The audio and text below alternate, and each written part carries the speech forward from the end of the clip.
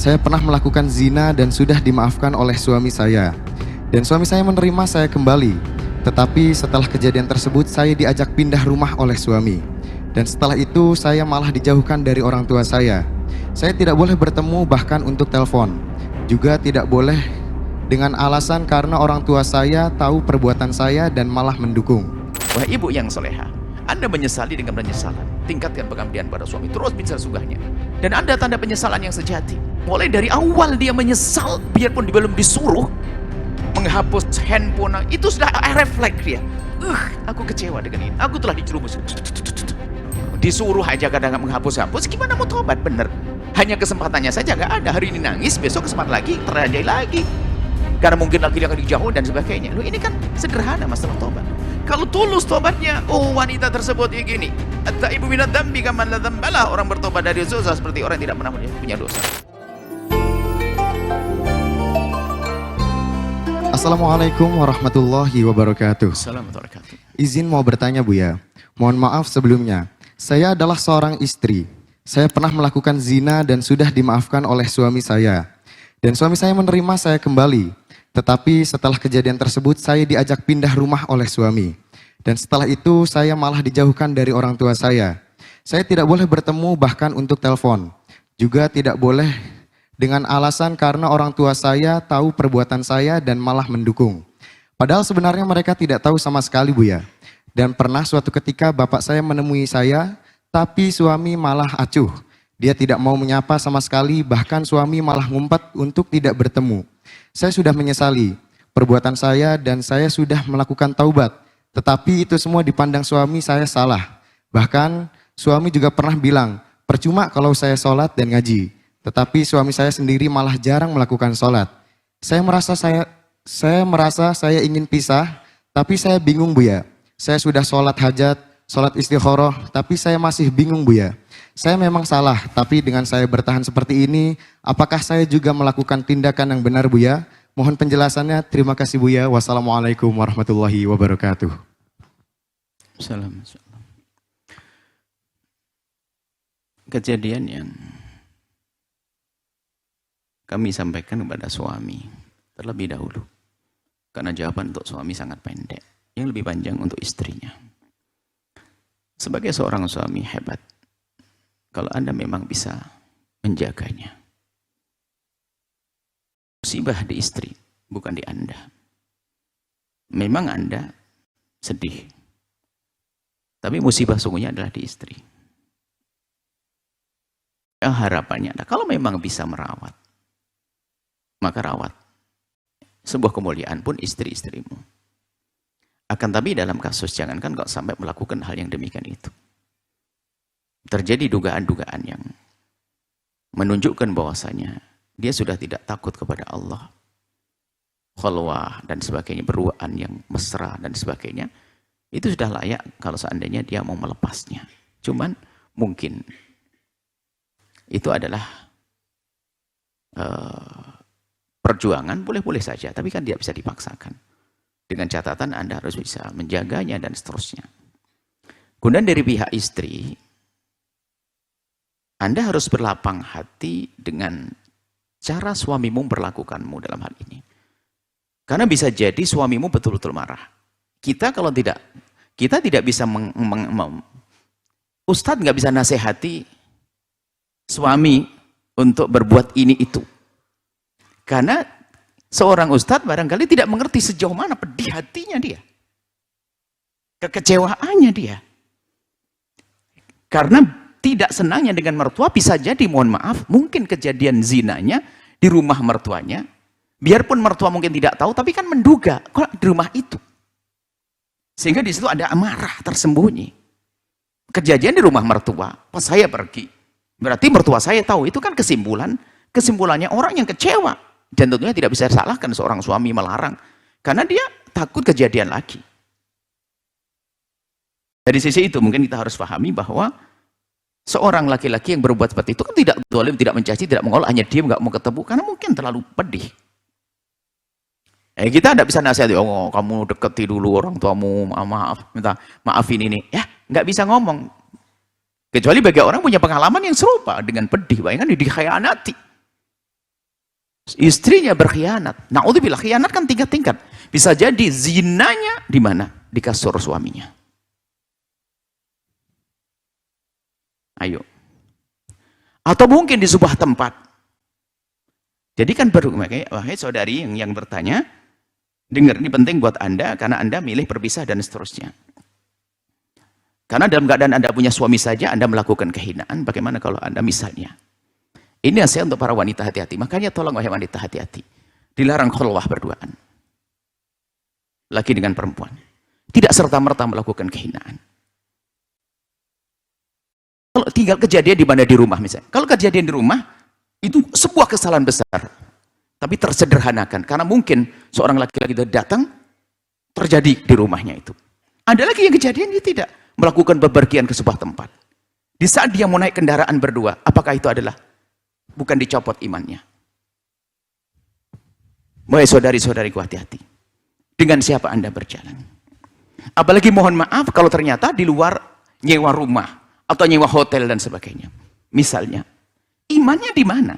Seorang perempuan kalau sudah dengan laki-laki di dalam menyerahkan di dalam sebuah tempat yang tertutup berarti telah menyerahkan kehormatannya.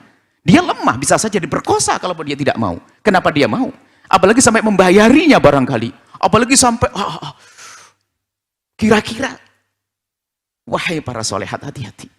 Selagi itu bukan halal untukmu, hati-hati. Halus sekali akan kebawa ke sana.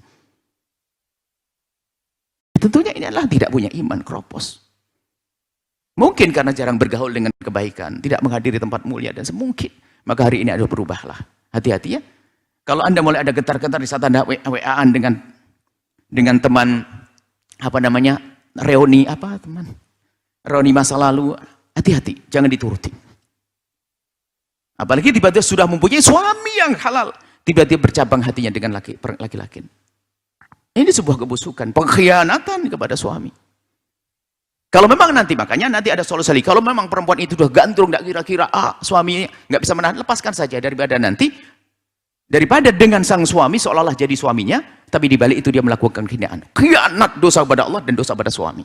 Mending dibuang saja, biar dia dengan laki-laki itu. Terserah menemukan kepahitan dan seterusnya. Karena dia memang merendahkan diri, menghinakan dirinya. Nah, ini dengan yang dicintainya. Mungkin dia berkata, betul abang, saya tidak mencintai dia. Wah, lebih busuk lagi. Berarti dia budak syahwat. Bagaimana tidak mencintai, kemudian mau dibawa, kalau bukan karena budak syahwat? Kan aneh. Sementara wanita mulia disentuh saja, astagfirullahaladzim. Masuk mobil sudah gemetarkan. Di kamar terjebak dalam lift berduaan. Lift kan aman, tak lagi kebuka. Wanita beriman, gemetaran dia, ketakutan. Wanita beriman, ketakutan. Di lift, hanya laki dengan perempuan khawatir terjadi apa-apa. Biarpun hanya disentuh saja kan sudah haram, gemetaran. Tapi kalau sudah, bayangkan naik motor berdua, kemudian pergi, ini pengkhianatannya kalau dijejer berapa? Mungkin motor suaminya, mobil suaminya, duit suaminya. Oh, ini perempuan apa kira-kira seperti ini? Kerendahan di atas kerendahan, di bawah kerendahan, terus. Misalnya ini, kan mengerikan, hari ini hari mengerikan, hal-hal semacam ini. Iman ada di mana? Makanya wahai para wanita, hati-hati. Kalau Anda sudah mulai ada rasa-rasa, Anda harus tangkas, itu iblis. Cuman ada mukaddimah yang lainnya. Biasanya yang gampang tergoda dengan urusan syahwat. Jadi kalau tadi mengatakan, aku tidak cinta kepada dia, berarti syahwatmu lebih busuk lagi. Mungkin dengan siapapun yang laki-laki, yang penting aku senang. Ayo. Yang penting aku senang. Bahkan mungkin sudah ngerti model ini. Aku pengen laki yang tinggi, sekarang pendek, kecil dia. Na'udzubillah. Kenapa? Sudah syahwat dia. Begitu sebaliknya laki-laki. Kalau sudah berani menyentuh haram sekali, bisa saja 1000 keharaman. Kalau berani dengan perempuan sekali, syahwat bangkit mungkin dengan 1000 perempuan. Maka hati-hati, jangan main-main yang haram. Kebusukan, kehinaan. Kehinaan. Haram.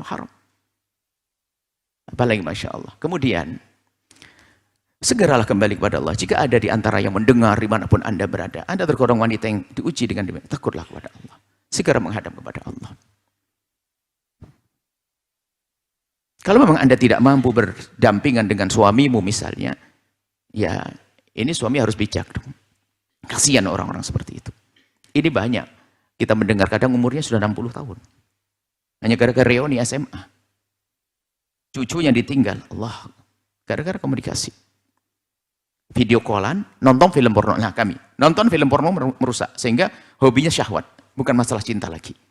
Jadi karena di dalam film itu melihat bermodel-model manusia, ada yang kulit hitam, kulit putih, barangkali begitu. Saya bertanya ke psikolog itu. Sehingga setiap orang pengen dicoba kayak apa sih? Na'udzubillah. Makanya tolong jangan suka nonton film yang enggak-enggak. Merusak selera Anda, tidak indah lagi pasangan.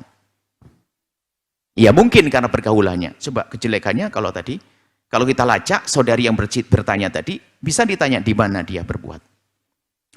Dengan motor siapa, di rumah siapa, kamar siapa, semuanya ini. Bisa saja full kejahatannya adalah di dia. Dari itu wahai wanita, Anda yang bertanya, segeralah kembali kepada Allah. Adapun masalah apakah Anda minta cerai, bukan. Anehnya Anda hanya minta cerai, hanya permasalahan suaminya tidak nyapa ibunya. Kan itu berarti Anda sepertinya belum orang yang menyadari tentang kesalahannya. Nah ini, minta cerai adalah tentang kedoliman Anda kepada suami. Kejahatan Anda kepada suami, itu baru sah. Karena takut saya dolim pada suami saya dan seterusnya. Nah kalau Anda sudah memastikan Anda bisa menjaga diri Anda, tidak terperosok lagi, takut pada Allah. Cuman harus Anda paham, para istri, pada penanya tadi, suamimu itu perlu waktu panjang. Apalagi untuk mengembalikan kepercayaan dan seterusnya. Karena bisa jadi kalau sudah, mohon maaf, laki-laki yang jahat, sudah tidak kenal Allah, 5 menit masuk rumahnya orang sudah berzina. Sama perempuan juga begitu kalau sudah tidak kenal Allah. Gimana seorang bisa percaya, bisa lep gitu, karena sudah tidak takut pada Allah. Bisa saja pura-pura ke toilet, sudah jadi di situ, semuanya kehinaan.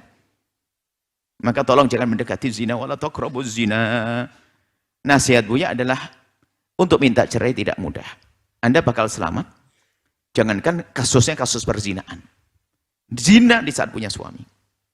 Punya suami, perawan saja nggak pantas ya. Anda sebagai seorang perawan, anak gadis, hati-hati. Dibawa oleh seorang laki-laki sudah rendah, apalagi sudah punya suami yang halal. Sehingga dalam Islam hukumannya bagi pelaku itu adalah dirajam. Kenapa? Jahatnya luar biasa. Pengkhianatan. Ini mengerikan hal-hal semacam ini. Maka tolong kepada kaum pria hati-hati. Anda jangan main-main, ngerayu-ngerayu dan sebagainya. Merusak rumah tangga orang, keluarga orang. Ada hitungannya, ada Allah. Selagi bukan mahram, Anda bukan istri Anda. Biasa saja komunikasi, ini amanat. Jangan sampai seorang perempuan menjadi tergoda. Apalagi dia mohon maaf punya suami. Punya suami. Serem. Hari ini begitu mengerikan karena banyak permasalahan yang datang pada kami, kadang bukan anak muda. Sudah nenek-nenek.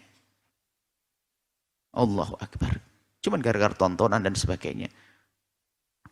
Jarang menghadiri tempat mulia misalnya. Baik, ini saja. Jadi wanita yang soleh tadi yang bertanya, maafkan suami Anda yang dengan mertua Anda belum baik, hanya Anda saja menyeting biar tidak mencolok di hadapan mertua. Di hadapan orang tua Anda setting bagaimana agar tidak terlalu mencolok, tampak kalau suami Anda tidak mau ketemu dengan mertua. Kemudian, urusan mengatakan nyuruh Anda sholat nggak percuma, dia sendiri tidak sholat. Oh, belum tentu. Bisa jadi dia sholat suka sendiri, belum sholat berjamaah. Karena sholat kan waktunya panjang. Mungkin waktu Anda ke toilet, dia melakukan sholat. Yang jelas dia adalah tidak pernah berzina. Bukan seperti Anda. Anda harus segera tobat, ngadep kepada Allah. Sholat bisa saja sendiri. Sholat bisa dari mana saja. Tersembunyi, tidak usah laporkan, bisa saja. Akan tapi Anda kehinaan. Wahai kaum pria, wahai wanita, jaga kehormatan. Hati-hati dengan hina. Kalau sudah orang berani melakukan zina, lalu keropos imannya, dia ingin mencoba. Makanya dikatakan, berzina dengan haram, 1000 wanita tidak akan cukup. 1000 haram, seorang wanita dengan 1000 laki-laki tidak akan cukup. Dia ingin yang ke 1001. Tapi dengan halal dia akan cukup dengan apa yang Allah berikan. Karena dengan yang haram akan ditutup. Ini adalah yang harus difahamkan kepada semuanya. Hati-hati, jaga diri Anda, jaga mata Anda, jaga kehormatan khusus wanita, sehingga kenapa Nabi menerang kholwah, berduaan. Kalau sudah ada seorang wanita mau berduaan dengan seorang laki-laki sukarela, berarti dia telah menyerahkan kehormatannya. Biarpun tidak diapa-apain. Apalagi sampai merelas, mohon maaf, rela disentuh dan sebagainya. Apalagi dia mulai menikmati, sudah kehinaan yang luar biasa. Loh, ini ada. Itu kan masalah-masalah semacam ini. Kok menyerahkan, kan aneh sekali. Kalau punya iman, mohon maaf. Anda melihat mungkin tetangga Anda yang sangat soleh. Sentuh aja, astagfirullahaladzim. Nggak mau gini, nggak mau menjaga diri. Bagaimana sampai dia pergi ke rumahnya orang, pergi ke hotel, pergi ke ini. Nonton film bersama. Gelap malam, nggak mungkin pegang-pegangan. Kecuali dia benci, nggak mungkin pegang-pegangan. Kalau benci nggak akan berjalan berdua. Aneh. Atau memang dia tidak punya cinta, berarti dia dalam murah, dia lacur. Rendah dia. Hei para wanita, jaga dirimu, jaga kehormatan suamimu. Hei para laki-laki, jaga kehormatan istrimu. Selagi tidak halal, jangan toleh-toleh. Kalau halal adalah milikmu. Halal, halal, halal dijaga, Masya Allah. Hukumannya memang seharusnya adalah dirajam, dilempar batu sampai mati. Dan setelah itu di surga dia nggak diseksa lagi Allah dengan zinanya. Kalau mukaddimahnya ya dihukum, ditakzir berapa ratus pukulan sampai apa begitu. Kalau tidak dihukum di dunia, jadi kaidahnya begini, selagi sudah dihukum di dunia, tidak ada hukuman lagi di akhirat. Pantang Allah menyiksa hambanya 2 kali. Tapi yang belum dihukum di dunia, dan memang urusan zina itu, mungkin terlanjur ngadu, atau memang mengadu pada ustadznya untuk cari solusi, atau mungkin ya dengan siapapun, mungkin barangkali, untuk cari solusi, ya itu saja sudah nggak boleh. Cara tobatnya adalah menyembunyikan permasalahan itu. Dan harus menandakan kebencian. Dan tanda tobat itu tampak. Tanda tobat itu tampak. Kalau ada seorang laki-laki pernah kepleset zina, katanya tobat, masih menyimpan nomor teleponnya saja sudah bohong. Langsung bohong dia. Seorang perempuan melakukan, tapi masih menyimpan nomor teleponnya orang yang merusaknya. Itu pasti bohong. Sebab kalau memang dia tobat, dia akan menyesal dan sedih dengan itu semuanya. Ya. Selagi seorang wanita tersebut, tadi ibu yang bertanya tadi, tulus, biarpun tidak dirajam, karena dianjurkan memang tidak mengajukan dirinya ke mahkamah untuk dirajam, biarpun boleh, seperti Ghamidiyah, kisah Ghamidiyah atau Ma'iz, dalam pada sahabat Nabi, mengatakan aku telah berzina, lalu dirajam Nabi atas permintaannya, sah. Tapi kalau seandainya tidak, dia cukup harus dengan tobat serius. Makanya tanda-tandanya tadi. Hadiah bantalnya boneka, hancurkan semuanya, bakar semuanya, semua. Bahwasanya saya tidak senang dengan itu, saya telah dirusak dengan dia. Bahkan mungkin yang katanya cinta menjadi tidak, karena apa? Dia menjadikan saya dalam musibah. Tapi kalau ternyata masih intip-intip fotonya, wah ya bohong, biarpun katanya nangis-nangis di depan gurunya dan sebagainya, bohong dia, gimana? Penyesalan di mana? Dengan Allah yang maha melihat kok. Dia nggak bisa seharusnya, seperti itu loh. Ciri tobat. Makanya kalau tobatnya benar wanita tersebut, wah lebih mulia dari yang lainnya. Wah ibu yang soleha, Anda menyesali dengan penyesalan, tingkatkan pengabdian pada suami, terus minta sugahnya. Dan Anda tanda penyesalan yang sejati. Mulai dari awal dia menyesal, biarpun belum disuruh menghapus handphone, itu sudah refleks dia. Aku kecewa dengan ini, aku telah dijerumuskan. Disuruh aja kadang nggak menghapus-hapus, gimana mau tobat bener? Hanya kesempatannya saja nggak ada. Hari ini nangis, besok kesempatan lagi terjadi lagi. Karena mungkin lagi dia akan dijauh dan sebagainya. Loh ini kan sederhana masalah tobat. Kalau tulus tobatnya, oh wanita tersebut ya gini. At-taibu minadz dzambi kaman la dzambalah. Orang bertobat dari dosa seperti orang yang tidak pernah punya dosa. Anda bisa tobat serius. Cuman Anda cek diri Anda, yang tahu ketulusan tobat bukan saya, bukan siapapun, bukan suami Anda, bukan Anda dengan Allah. Apakah Anda sudah ada tanda-tanda tobat dalam diri Anda? Baju pemberian orang yang menzinainya atau orang menodainya masih saja disimpan. Gara-gara oh mahal sayang, semahal apapun, dia telah menghancurkanku kok. Ini otomatis refleks itu. Kalau dia tulus tobatnya, oh biarpun tidak dirajam, di akhirat sudah dihukum oleh Allah. Karena kapan dia memangkas itu seperti dicambuk, dirajam. Nyimpan satu foto, klik. Bohong dia. Foto, biar suaminya nggak tahu semuanya. Ini pojok. Nggak tahu apa namanya. Galeri apa gitu. Di Facebook ada satu, udah disimpan, disayang-sayang. Gimana tobat? Naudzubillah.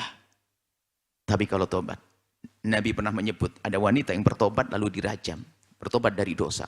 Dirajam, orang pada mencibir. Mati karena zina. Nabi marah. Lawu zina. Taubatu hadhihi, kalau seandainya ditimbang tobatnya orang ini dengan amal kalian, niscaya lebih berat pahala tobatnya wanita ini. Karena dia tobat beneran. Beneran. Wahai wanita yang pernah kepleset, beneran. Tobat yang sesungguhnya. Menyebut namanya, nyebut kampungnya, nyebut kotanya, nyebut ininya semua. Pasti secara otomatis. Kenapa? Kekuatan kerinduannya kepada Allah betul-betul menguasai dirinya. Itu baru diampuni oleh Allah, nggak akan ada hukuman lagi. Nah, masih saja ditelepon masih salah tingkah, nggak mau ketemu aja, nggak bisa. Ini kalau sudah orang begitu gimana Allah tidak mengampuni? Allah Rauf, Allah Rahmanur Rahim, Al-Ghafur, At-Tawwab. Allah Maha Pengampun. Wahai hamba yang pernah kepleset, jujurlah Anda dalam bertobat. Jujur yang sejujur-jujurnya. Nama, apapun hadiah, semua menjadikan kenang. Sampai tempat itu pasti benci. Sehingga tandanya juga dia akan ingat tempat jahat itu. Sehingga suatu ketika dia tidak akan masuk lagi. Kalau dengan tempatnya lupa. Supaya waspada. Setiap ke situ terkenang tempat. Oh, astagfirullahaladzim. Tidak. Aku di sini dulu. Di rumah ini. Nah, seperti itu. Mohon maaf. Ini adalah rasa. Nah, kalau sudah wanita begitu, masa tidak diampuni oleh Allah? Wahai wanita yang soleha, yang pernah kepleset dalam kehinaan. Tobatlah, tub. Kalau sudah tobat, at-taibu minadz dzambi kaman la dzambalah. Orang bertobat dari dosa seperti orang tidak pernah punya dosa, tapi ketulusan. Tulus. Maka kami sampaikan pada ibu yang bertanya tadi, suaminya, kalau memang ada tanda tunggu tobat di istrimu, ya kenapa tidak kau maafkan? Bukankah itu istrimu juga? Barangkali sudah punya anak, kita tidak tahu. Dan jangan dibongkar di anak-anakmu. Kalau ternyata Anda tidak kuat, cukup Anda pisah saja. Anda selesaikan diam-diam. Tapi kalau Anda masih kuat untuk mendidiknya, silakan. Itu sebuah jihad. Semoga Allah mengampuni kita semuanya. Allah alam bissawab. Sahabat Al-Bahjah TV, setelah menyaksikan video ini, jangan lupa bersolawat kepada baginda Nabi Muhammad. Shollu ala Nabi Muhammad. Allahumma sholli alaihi wa ala alihi wa sahbihi.